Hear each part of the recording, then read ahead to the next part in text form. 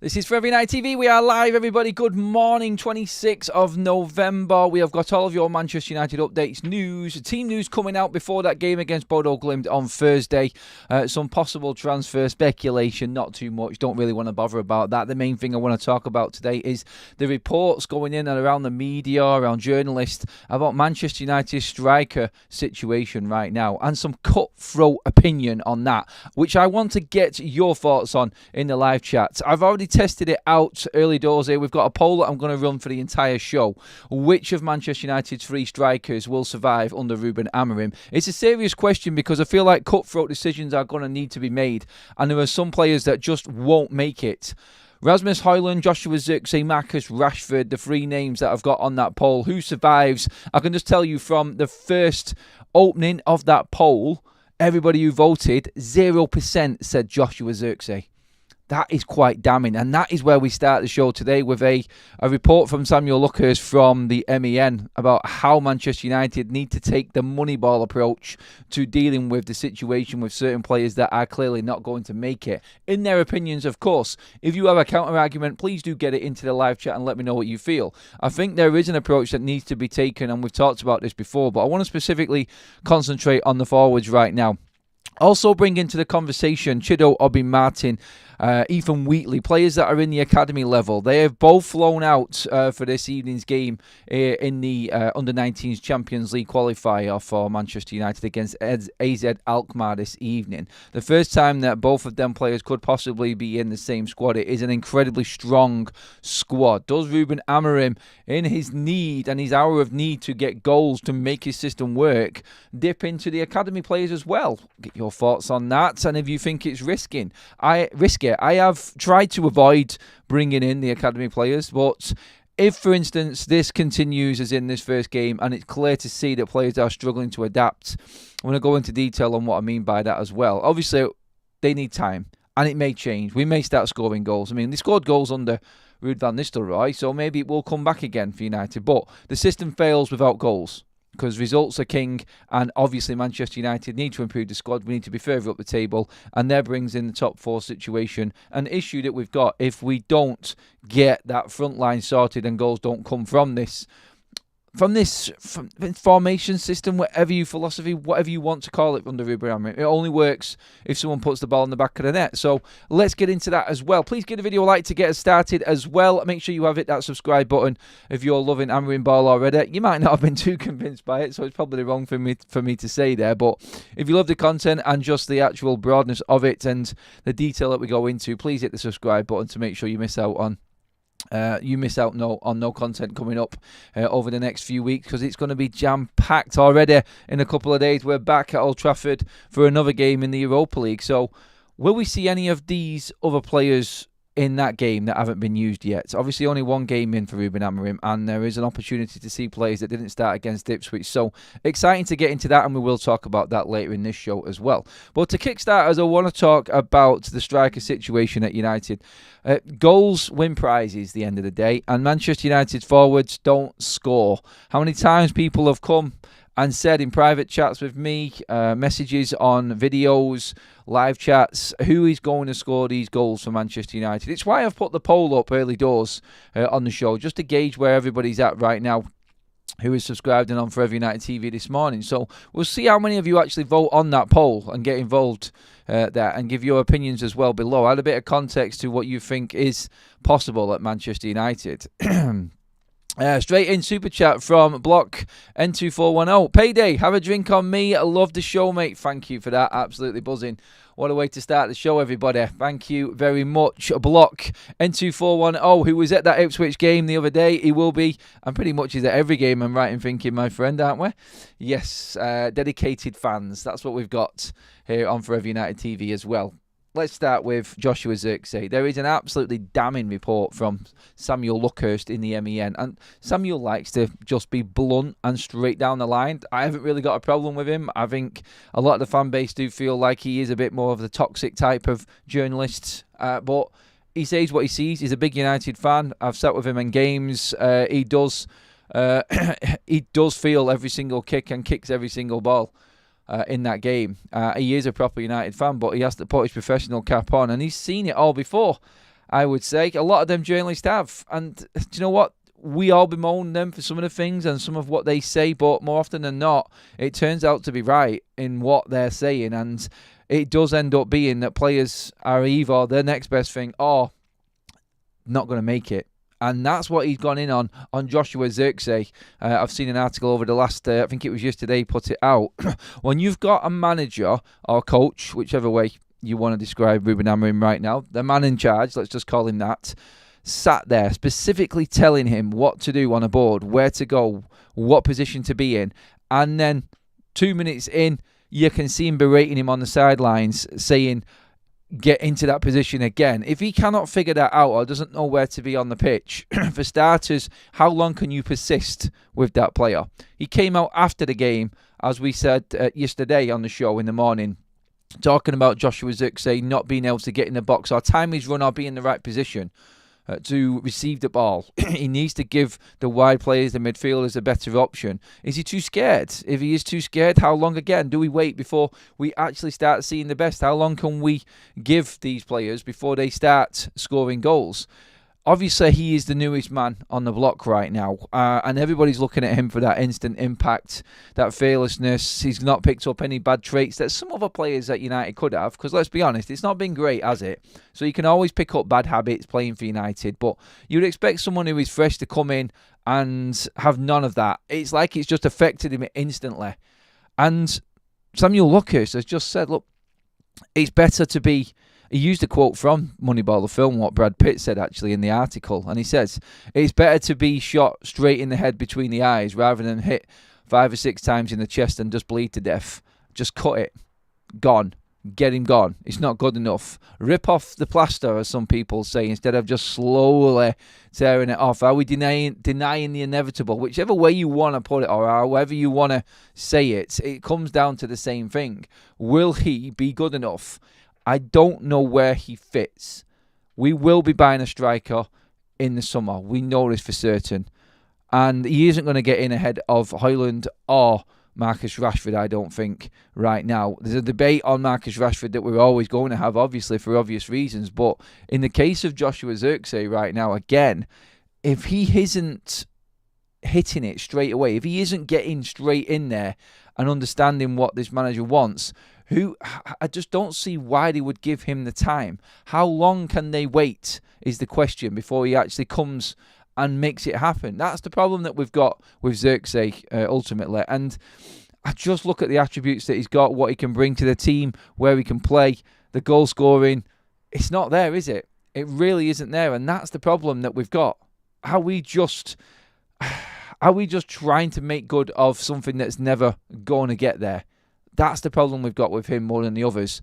And I feel like Amorim, with his time, and he's saying we're going to suffer, we are going to lose games. I get all of that. That's not a problem at all. But I just don't want this manager to be the one who comes in with the right direction, the right idea, says the right things, has the players playing the right way, and then doesn't get the same backing as the other managers did when they didn't have this plan. It just wouldn't be right for me. And you know what? Sometimes take the decision out of the manager's hand. Take the decision out of Ruben Amorim's hand.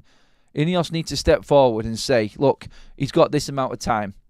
I mean, even if they're saying it privately, not going to Ruben Amorim, like, he's not started for X amount of games, Ruben. Is there a spot in this team for this player? Or is he going? Are we trying to move him back on? Because there are options for him to go back to Italy right now. Do we have to just cut it off and say, it didn't work? Take our losses again for a bad recruitment decision. Who made that decision? I don't know. Everyone is going on Ineos on that one, but again, it's debatable, and it doesn't really matter right now whose decision it was. We have to deal with the problem that's in hand, and it was a mistake bringing him in. You got Ross with the super chat there, says Zirkzee is a facilitator, not a goal finisher. If there is room for that in Amorim's system, fantastic. If not, you have to move him on. I think it's a waste. I think it's a waste of player. It's a waste of position. There can be other players that can play his role better, and you can get that. Can you get that even from the academy players right now? Would they do any worse than what Joshua Zirkzee is doing off the bench? That's the question. And when you're asking that question, your answer is there straight away. No, he's not good enough. And that's what it comes down to. That's what everything in terms of decision making about at Manchester United used to be. There were players that came in that just didn't make it. There were players that came that were just forgotten about instantly. We tried it. We tried the unknown strikers. We tried the Bellions. We tried the Obertans.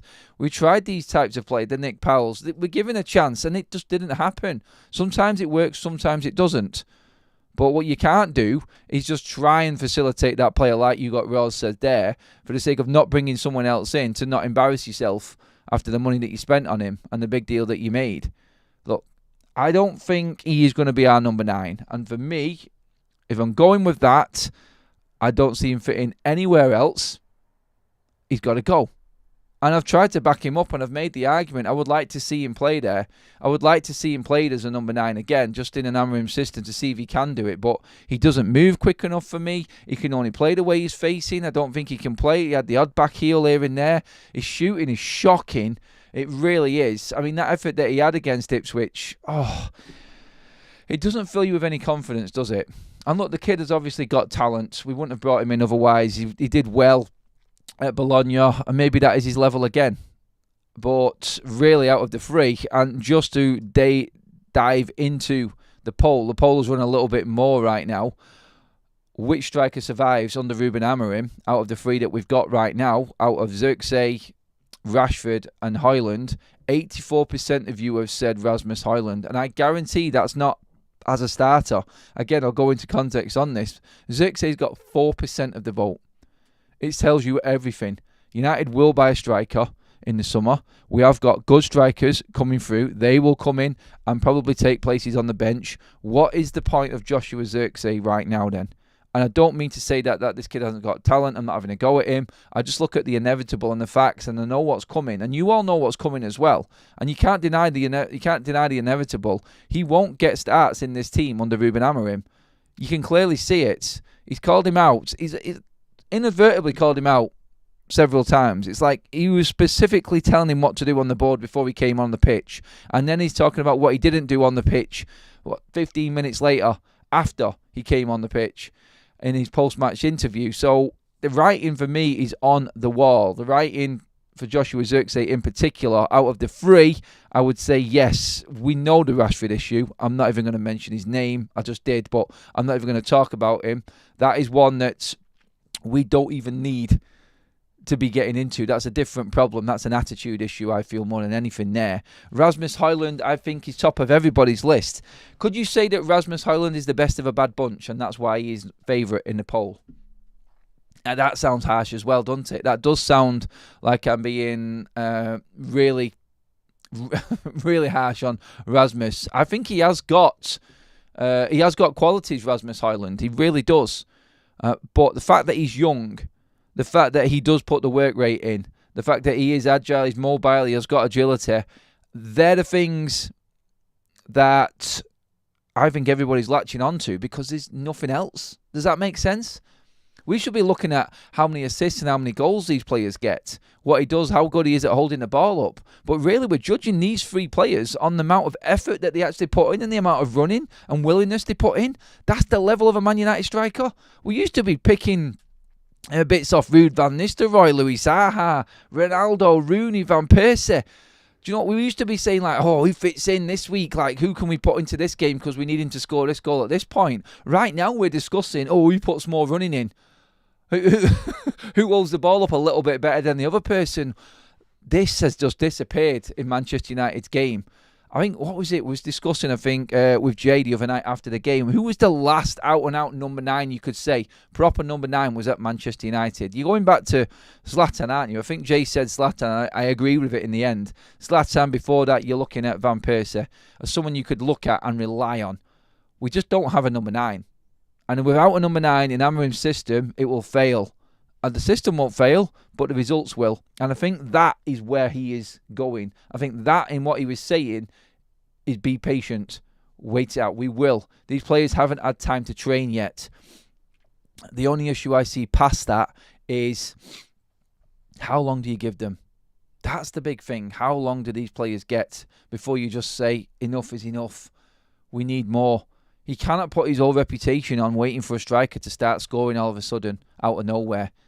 He cannot wait, because this is what happened before. And this is where managers that I think have failed at United. They've just reverted back to trying to find a way to make it work rather than going with their system. If he's going to persist with playing his style like he says he is, I think it needs to be a bit more brutal. And I think players need cutting. That's how it has to be for me, sadly. You got Rawls for another super chat. Thank you, my man. Is Wheatley the most ready right now from the academy? If it's not working with with the guys we have, I would want to see more from him as the season progresses. Wheatley is probably the most ready player. To be honest, I'd have preferred to have kept Hugo on the bench for United for a season. I think Wheatley would have benefited from a loan rather than the under-21s. I'd have kept Joe Hugo as a striker rather than Wheatley. I'm not saying Wheatley's as good. I think Wheatley is a good striker, but in terms of answering that question, buddy, I do believe that he is the one that's ready right now in terms of physicality, size, and ready to go. He is scoring goals. He's top scorer in the under-18s last season. He's scoring again in the under-21s this season. In the under-19s, he will feature tonight as well. He scored in the last two legs as well. There are quality strikers coming through Manchester United. Below him, you've got the likes of Biancheri and Obi Martin as well. There's plenty there to pick from for Manchester United strikers. But as of fitting in, because he's already had match game time at United and the first team under Ruud van Nistelrooy and Erik ten Hag previously, I would say that he is the one that is ready. Will he give us more than Joshua Zirkzee? I think he's more confident. I think he understands. I think he scores more goals and he's got a better chance. If you're running through, here's another question again, and I use this all the time, this who would you rather have running through on goal last minute if you needed a goal scoring? I've used this between Rasmus and Rashford before, but if you were asking me who would I want running through on goal, Wheatley or Zirkzee, I would pick Ethan Wheatley, and I would pick him without even thinking over Joshua Zirkzee. Zirkzee's finishing, his touch and everything like that at the moment just doesn't give me enough confidence going forward. Matt Lambridge has renewed his membership. Thank you, Mark. Rasmus has had less than 30 chances created for him last year and less than 10 this year. No striker can be judged if they aren't having shots. It's that simple. And that's where the cutthroat decision needs to come in. Will he offer more in them positions to make this system work? Look, previously, and like Mark says there, with the chances that were created and judging strikers and what they can do, we have to forget about that because we've only had one game under Amorim. I'm talking Amorim football. That's why I made the point of saying who survives in how Amorim wants to play rather than what's happened before. Obviously, we can have our opinions on strikers from the past and the goal-scoring attributes and things like that. I think Marcus Rashford has had more chances than anybody in our team, and that's in every single position. Rasmus Højlund definitely hasn't.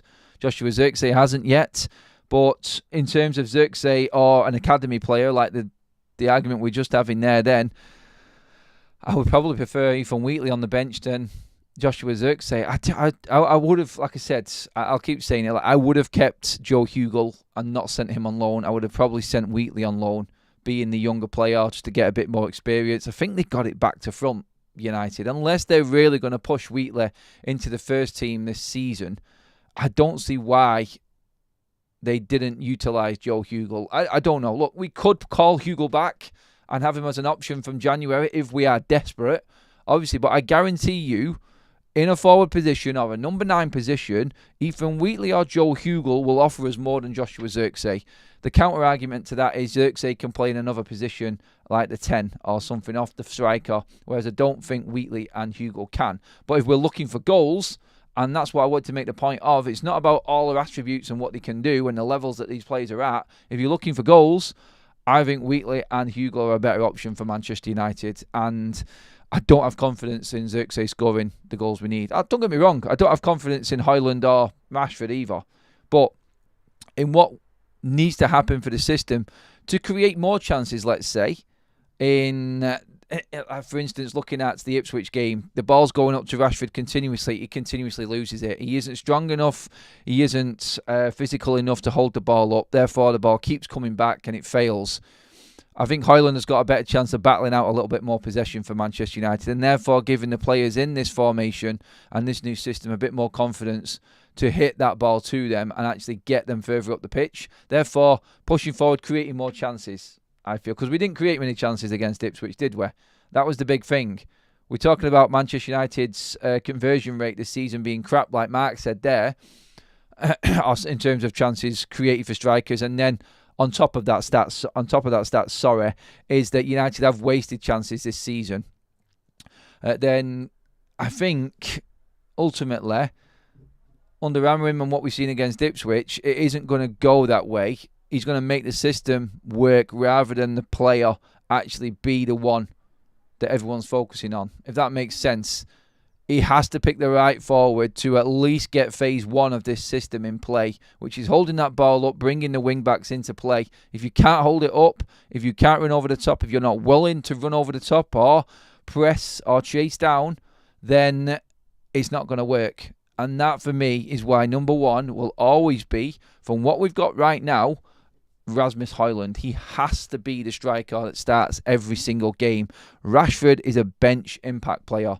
That's it. He does not start. I think he proved that in that game against Ipswich. Look, there was no reason at all for Marcus Rashford. After everything that happened in the international break, in going away, in coming back, obviously, no deal made out of it, really. Obviously, it was built up to be something, but he's not played. He's fit. He couldn't put in more effort than anybody else, having had 2 weeks off. Then I'm sorry. That for me is a red flag on its own straight away for Ruben Amorim, and he needs to latch onto that instantly. Big decisions need to be made, I feel, on Rashford and Xherdan in one way or another. Rasmus Højlund is the one that stays, and I think I agree with the poll that's running right now. 85% of you have said that Rasmus Højlund is the only striker out of the three we've got available at the moment that survives under Ruben Amorim. I think it is down to work rate, endeavour, attitude. I think all of them, rather than what his actual qualities are in front of goal. And that's sad for us to say, because we need a striker who's actually going to put the ball in the back of the net. But for all we've got, Rasmus is the only one really right now. Let's get into more of these chats. Højlund was 70 million. He looked lost in Amorim's system, as he cannot hold the ball up. I think he can hold it up. He's getting better at it. He needs to obviously fine-tune that game. But let's not forget, Rasmus Højlund didn't go out and spend that amount of money on himself. Like, we cannot put that price tag on him. I know this always comes up. We spent 70 million on him. This was just Manchester United's old regime, and the old recruitment setup was just ridiculous. And we know, and the stories have come out, that Atalanta had a set price for Rasmus Højlund, and United went straight in over it with their first bid. Like, honestly, madness, absolute madness. So when it comes to price tags, I'm not even bringing it up on these players. I think Joshua Xherdan at, what was it, about 35 million or something like that we spent on him. 35 to 40 million. We could probably just get away with that at the moment. Maybe we could get a little bit of that back. It's not as much of a loss. I think the price tag for Rasmus is definitely holding him up there in some of the arguments about who is the worst or better striker that we've got. But still, I feel like the price tag cannot be held against the likes of Rasmus Højlund. That is just poor recruitment continuously, and we've seen that with many players anyway, haven't we? So we all know about it. Rashford is adapting back from left wing. Xherdan was bought as a 9/10. It's actually Rasmus that is failing, but like for some reason, we need a greedy goal machine to replace him, in my honest opinion. I'm not having the Rashford excuse there, MB creator. Xherdan, what was the point in buying him as a 9 or a 10? You're surely buying him as one or the other. Again, recruitment issue, like I just said. It's just all wrong in every single case for every single one of these players right now. And that's the big issue. We're arguing over players that really shouldn't be at Man United. When you break it all down, they shouldn't be. There should be better players already there. The recruitment has just killed everything, hasn't it? And that's what it all stems from. Really, we're arguing as a United. We're not arguing, but we're debating as a United fan base now who is the best of a bad bunch. That's what it feels like. The fact Xherdan is being targeted over other players who have been here for so long is why this club will never succeed. Again, that comes down to recruitment. Why was he brought in? If you are going to spend the money that we haven't got a lot of, you don't bring in squad players. Rashford needed to be gone if you were bringing Xherdan in. You needed 2 strikers and 1 going. Definitely. And Mason, I get what you're saying there. The fact that we're talking about him shows you the different areas of this club that are going wrong. Rashford staying and the poor recruitment of bringing in a player that you're not going to use or you didn't know what you were going to use him for. Like, nobody knows where Joshua Xherdan is going to play. How do you manage that at a professional football club at this level? How is that even possible? It's absolute crazy. It's ridiculous.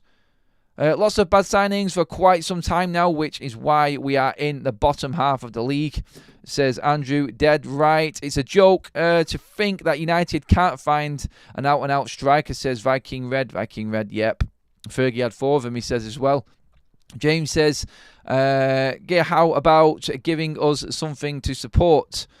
You know what? We do support them players that go out on the pitch. We want them to work. You could feel it in the game at weekend. You wanted these players to succeed. You wanted something to happen for Ruben Amorim. You wanted them to latch on to what it was, and it may come in time. But the point I want to make about this is Manchester United strikers right now, even if they find form, are they known for scoring loads of goals? And the answer to that is no. So where are your goals going to come from? You're not going to give Bruno Fernandes that free role which he has played throughout his Man United career, doing whatever he wants, scoring goals from wherever. He's got to fit into a system right now. So in a way, you could be in being strict and putting this system in place, which we all want to happen, and stabilising Bruno Fernandes in a way. You could be taking goals away from Bruno. You could be taking goals away from Garnacho straight away. So what do you need? Garnacho cuts in off the wing from getting chalk on his boots and being played really wide and scores goals that way. That's how he gets his goals and his numbers. Bruno does whatever he wants on the pitch under every other manager and gets his goals. His moments come from all over the place. You've changed both of their games instantly and asked them to be a bit more strict in the system, which we all want. But at the same time, we're losing the attributes that we had with them before in this carnage that was the way Manchester United was being run. Are you following? I think that's the point I'm trying to make. So, in a system which we never had, and no one can even argue with me that we have had one, it's been freestyle football pretty much all over. Players playing in a formation and general area of a pitch and doing certain things and scoring individual brilliant goals, which we have done. We've scored fantastic goals over the last 2 or 3 years, and that's literally how we get our points on the table. Look, just for instance, last season, Burnley away from home, Bruno goal of the month. Dallow away from home against Sheffield United. 2 poor sides who both got relegated. We were clinging on to goals of the month to beat both of them sides. That's how shit United were. People don't remember these things, but without miraculous goals from individual talent of players that were not given specific instruction, that were just doing whatever they wanted, United have got wins which got them where it was, which just sustained the pain, basically. Now you're changing that. Dallow won't be cutting in and having shots from 25 yards. He's playing as a wing-back, providing crosses. Is he good enough to do it? Can Garnacho play in a 10? He has to learn very quickly. While this is all going on, what do you need? A striker to score you goals just to get you by, which we don't have. The biggest problem out of all, no matter how you argue, what form the players are in, what chances they've had, what supply line they've had, all of that into one. Are these players prolific enough in the first place in our front three? Are they, not in the front three, but in our 3 strikers that we've got available, are they prolific enough? Are they out-and-out goal-killing, goal-scoring machines? Are they killers in front of goal? I don't think any of them are. But who is the best hope? You have to try and somehow train Rasmus Højlund, I feel, into being that killing machine. Because I don't think Xherdan or Rashford have got the attributes to do it. My personal opinion on that, in terms of Joshua Xherdan, I really do. I pray for the lad that he actually does come into form and Ruben finds something within him. I do. I want him to succeed so much. I want every player to succeed. I want to be proved wrong by players that I don't think are good enough, that I've really badly criticised over the years. I do. I want this to happen. But they keep on showing us every single week that they haven't got it in them. And that's the biggest problem that we've got. If they're not going to change, how can we keep supporting them? If they're not going to change on the new managers and new systems, then how is that coach ever going to be the new one that gets Manchester United back to where we wanted? All of that, again, put into that argument, and Ineos backing Ruben Amorim, that's where your big issue is, and that's where the biggest change needs to come. Do we just need to be cutthroat, brutal? Do we need to act like City, like Chelsea? Do we need to act like what Arsenal did with Aubameyang, the captain of the club, the leading goal scorer? We've got one of them right now in our team. We all know what his name is. Are we cutthroat enough to make them big decisions? That's what needs to happen. That's the only way you're going to get change. And it's proven in how all of them clubs have succeeded more than Manchester United over the last 10 years. Super chat from Mark, and I'm going to get into more of your comments now, everybody, so make sure that you get into the comment section. Thank you, everybody. Make sure you give the video a like. We're creeping up to the 150 mark. How close can we get to that 200 mark before the show finishes? Also, make sure you have subscribed to Forever United TV, everybody. You'll miss no content going forward. We've got plenty of shows coming up as well. And we have got plenty of special shows coming up as well. Obviously, we have got... well, we'll see. We've got access after what happened last time to me at Old Trafford. I'll find out later on today. Mark in the Super Chat says, Adam, with how Rashford played, does that now make it look worse that he went to the USA and people said he would be tired and should have rested? It does make it look worse. Look, if you're going to walk the walk... Sorry, if you're going to talk the talk, you've got to walk the walk. If you want to act like a big-time Charlie and send your own entourage round and your own photographers to take pictures of you walking out of Madison Square Garden wearing a tea cozy with your shades on in the middle of the night, then you're going to have to put it out there on the pitch. I'll go back to what Roy Keane said about David Beckham. He didn't give a shit about his haircuts, his lifestyle, how much he spent on pens and cars and everything like that. He didn't care at all what he did in his personal life, as long as he put it out on the pitch. As long as he performed for United, go do what you want. The problem he's got is when you walk around that pitch like he did this week, and I say walk because that's what it looked like, getting away with it. Look, people who have played the game, Kaz said this to me yesterday as well. Kaz has played at a high level. I've played at an all right level. There are probably plenty of people that have played at a decent level of football. If you've played the game, you know what you can get away with, and you know what you're watching on the pitch. You can see what players are doing to try and get away with things or cut corners. Marcus Rashford is running for the cameras. He's not even running. He's not putting anywhere near the amount of intensity into his game that's needed. If he doesn't care, after everything that happened this week, and then he goes out on the pitch and does what he does and performs the way he performs, he gets his goal and that's enough. At the end of the day, your goal meant nothing. It got us a point. And he did nothing else all game. Hauled off on, 60 minutes? Again, how many times has that happened to him over the last month and a half, 2 months even? It's not sinking in his head. That's the concern for him, for me, more than anything. I just don't think he's mentally there at United at the moment. I really don't. And that's a problem that probably needs looking at. Maybe take him away from the action. Maybe take him away from what he thinks is normal and is okay, because it's not. I don't know how we deal with him apart from selling him right now. But really, you know that he isn't right for Manchester United. Everybody does. Oh, God, that was a lot. I think we have to remember Højlund, it was 70 million. I know he didn't spend it, but he's 70 million striker. That looks like a 30 million one. Erik ten Hag recruitment was abysmal. Honestly, terrible. Yes, I agree. That was a bad summer. A really bad summer. I think that was worse than his first one. Really. I mean, the top three worst signings, and this isn't out of player quality. This is just how much we spent and why we bought them in the first place. You have to say, Xerxes, Mount, Højlund, Antony, they're his worst signings. And I'm not slagging Højlund off in that. I just feel like the signing overall was bad because he needed someone with him. I like Rasmus Højlund. I think he's got qualities, but he's not Man United's number 9. He's not. He shouldn't be wearing that shirt. It's too much for him. He will find his way. I think he will. I think he'll be a good striker. But he's still young. Let's not forget. We're talking about academy players coming through at Manchester United that are 1 year behind, age-wise, from Rasmus Højlund. Really? That's his sort of level. He will score goals Let's not forget, he had a breakthrough season at Atalanta. Well, 9 goals. Was that breakthrough? That's what you're getting. You're not buying anything prolific there straight away. You're not. Xherdan was the same. He wasn't prolific. So you get what you're buying. If you want to get a striker that's going to guarantee you goals, you go out and get the guaranteed goal scorer. You've got that in Gyökeres. Look, Manchester City did it with Erling Haaland. Bayern Munich did it with Harry Kane. You could say Ollie Watkins the same at Aston Villa. You bring in the right type of striker to do that specific job. Right now, Manchester United don't have any striker that does any specific job. They don't. And that's why all these three are being debated in the show this morning. I don't know what the best position is for any of them, apart from Rasmus Højlund is a number 9 in backup to a real goal scorer right now, so he can learn. That's the only player that I've got confidence in going forward.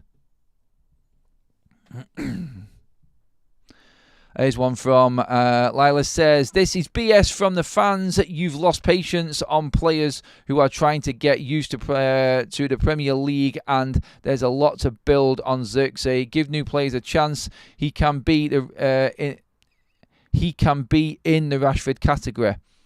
Rashford category. He can't be in the Rashford category, because that's pretty much condemning him. So it's kind of like a contradictory comment there, to be honest, Layla. I don't know if that's a misprint or whatever. Just come back and let me know on that. It's not really bullshit. It's facts.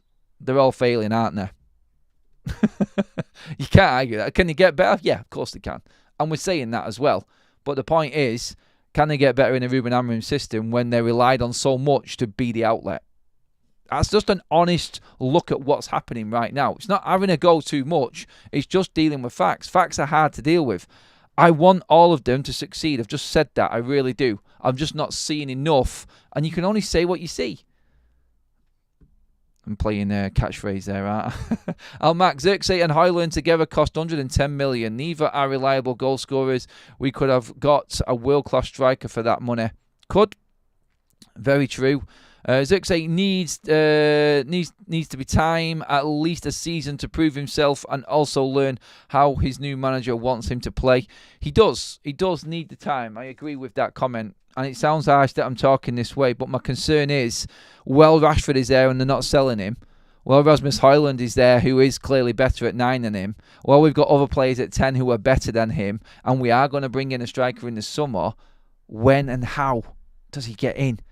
It's a harsh reality at the top level of football. It really is. And that's what Joshua Xherdan is staring at right now. And that's why you've got people like Samuel Luckhurst from the MEM writing the articles that he has. Is it a decision that the club need to make? Are you slowly just ripping that plaster off instead of just tearing it off in one? Are you putting a bullet through someone's head? Or are you just putting a few into his chest and letting him bleed to death slowly? What is the better? Are you denying the inevitable? They're the questions that need to be asked. And they're the questions that need answering by Ineos. Are they going to have to take a more of a cutthroat approach when it comes to this recruitment that has gone wrong? Look, out of everyone that they've signed so far under their tenure, Xherdan is the one that's obviously standing out at the moment. The other signings have been brilliant. I really do love Mazraoui and De Ligt. I think Agati is really finding his feet now and will be a good player for United. And we're looking forward to seeing Lenny Yoro as well. Lenny Yoro, by the way, should be in the matchday squad and is expected to feature going off reports, as you can see at the bottom of your screen there on the latest tweets. United District putting that one out. There has been no issue. We talked about that last night with Yoro's injury. He's just going through his rehabilitation. It's been put in that he wasn't going to play at Ipswich anyway. So, yeah, that's where we're at with that. Mainu and Malacia, again, players that will be probably involved in some way against Bodo Glimt as well. So that's good news for United fans. Really good news that we have got that type of quality of player coming back as well. It is really positive on that side of things as well. Looking forward to seeing Mainu back in a shirt. There was an article, I think Danny Murphy did it as well, talking about worrying about how Mainu fits into the Amorim system. I said this before. Kobbie Mainu, don't be surprised if that lad ends up playing in one of the 10s for Ruben Amorim. Don't be surprised. If we go out and buy another top midfielder, that it will be Agate and that new midfielder and Mainoo's push further forward. There are players that really need to be concerned with how Ruben Amorim operates and his system that he wants to put in place. There are a real concern for a lot of Manchester United players that you wouldn't expect to be worried about. It's crazy, I know, but still, just watch out for it. There is no hiding in this system for anyone because all of the pieces need to come together. Everybody has a role to contribute. It is evident to see who is going wrong because there is a style of play. Liam Delap looks a proper 9. Cunha looking decent too, says Gary. Paul says, I'm glad how the game turned out on Sunday. It really shown Amorim how average our players are. In the world's biggest club, I'm concerned about getting rid of overpaid prima donnas. It needs to be done. Morning to you as well. Ewan, another super chat in from Glenn. Thank you, Glenn. To be honest, my confidence in the team reduced when I saw the weather forecast on Sunday for wind and rain. I thought this lot won't fancy it. That's a harsh one, that one, isn't it? That is really hard. Glenn, I love it, though, still. You do worry about everything with these players right now, don't you? You do. It is a concern no matter what's up against them that they're just going to crumble every single time. But, yeah, I do think that we are moving in the right direction under Amorim. It is positive for me that we are finding weaknesses now straight away. Like, do you know what? In a way, when you look at it and it wasn't great, you find the little positives within the performance like we've talked about. It wasn't fantastic against Ipswich, but what it does do, it gives you that look on it as to say, well, at least he's seen it straight away. And now he knows straight away and work can start. He can start now. Now he's got through all of his first week, all of the palaver and the circus and everything coming into Manchester United. Now that that's all put to bed and everything's out of the way, you can now start looking towards actually getting these players on the training ground and working with them, integrating the odd youth team player here and there as well, seeing who has got that talent going forward, seeing who can do something a little bit more than what we've already got. And then it all works towards the transfer window at the end of the season. Maybe in January, I don't know. Manchester United right now are not spending any money on anything. They are just saving as much as they possibly can. So I really don't expect January to be a busy month in terms of incomings, definitely. Maybe outgoings, I don't know. We'll see as it comes. But obviously leading into next week, into December, the speculation is going to start mounting and mounting. We're going to get busier and busier, and we're going to hear a lot more things coming out about Manchester United's plans going forward with certain players. So let's see what happens from that. But yeah, overall, still really positive outlook on things, to be honest. I like what's being said. I like the conversations that are being had.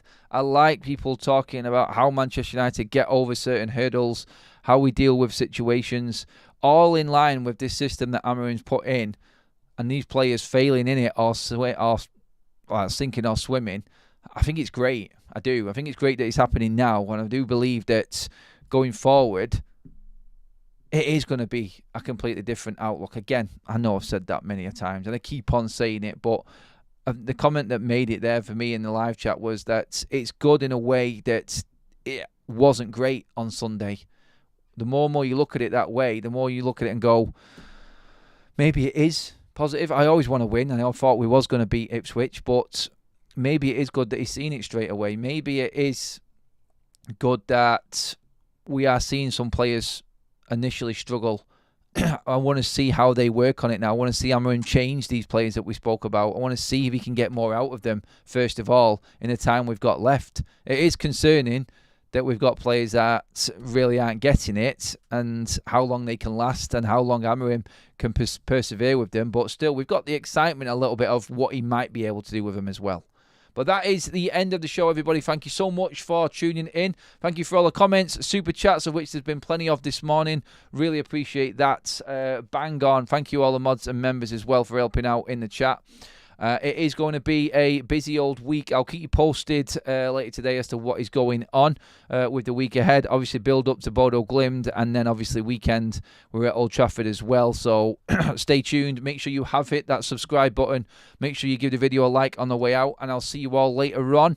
Stay tuned for any updates coming out or any breaking news. I've got you covered. Have a great